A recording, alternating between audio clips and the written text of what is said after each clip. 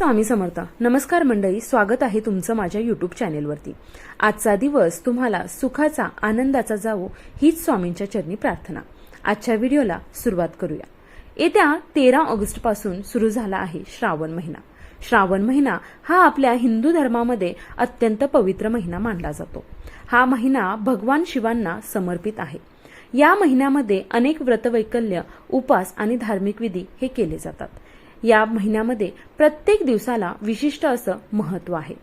श्रावणी सोमवार याला देखील अत्यंत महत्त्व आहे, कारण हा महिना भगवान शिवांना समर्पित केलेला महिना आहे आणि भगवान महादेवांना प्रसन्न करण्यासाठी अनेक भक्तजन हे श्रावणी सोमवाराचं व्रत करतात. आता व्रत उपवास आला म्हटलं की स्त्रिया ह्या केस धुतात. 100% स्त्रिया ह्या उपवासा दिवशी केस धुतात. परंतु स्त्रियांनी श्रावणी सोमवाराच्या उपवासा दिवशी केस धुवावे का? त्यामुळे काही लाभ होतो का किंवा काही नुकसान होतं का?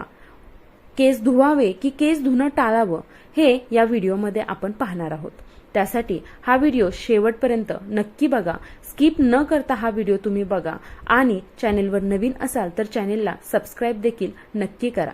त्याचबरोबर शेजारील बेल आयकॉनही क्लिक करा, म्हणजे चॅनेलवरती येणारे नवीन व्हिडिओ तुमच्याकडून मिस होणार नाहीत.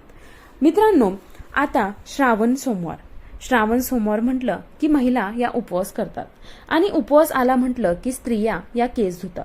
कारण बहुतांश स्त्रियांना उपवासा दिवशी केस धुण्याची सवय असते. परंतु आपल्या धार्मिक नियमांनुसार किंवा हिंदू धर्मामध्ये काही रीतिरिवाज व नियम अटी आहेत. आता हिंदू धर्मशास्त्रानुसार काही दिवस आहेत जे की स्त्रियांनी केस धुण्यासाठी वर्ज्य केलेच पाहिजेत. आपल्या उपवासा दिवशी केस धुवू नये असं देखील आपलं शास्त्र सांगतं.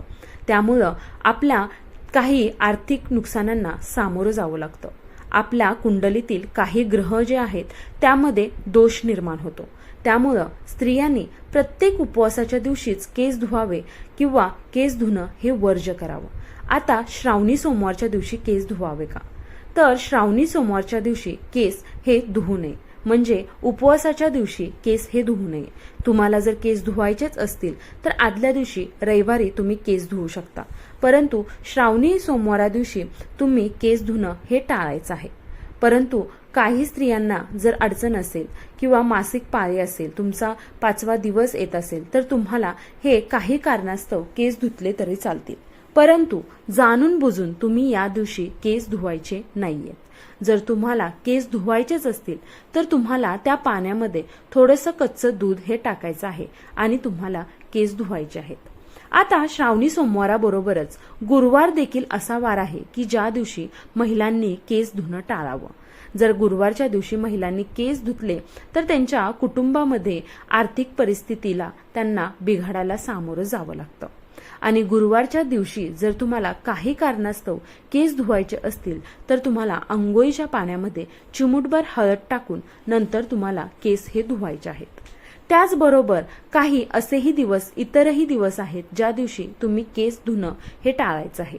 उदाहरणार्थ अमावस्या, पौर्णिमा, एकादशी तिथी दिवशी तुम्ही केस धुणं हे वर्ज्य करायचं आहे. मग या दिवशी जर केस धुणं वर्ज्य करायचं असेल तर केस कोणत्या दिवशी धुवावे? तर महिलांनो, केस हे तुम्ही बुधवारी किंवा शुक्रवारच्या दिवशी धुवू शकता. आणि इतरही दिवशी जर काही अडचणच असेल तर तुम्ही केस हे धुतले तरी चालतील.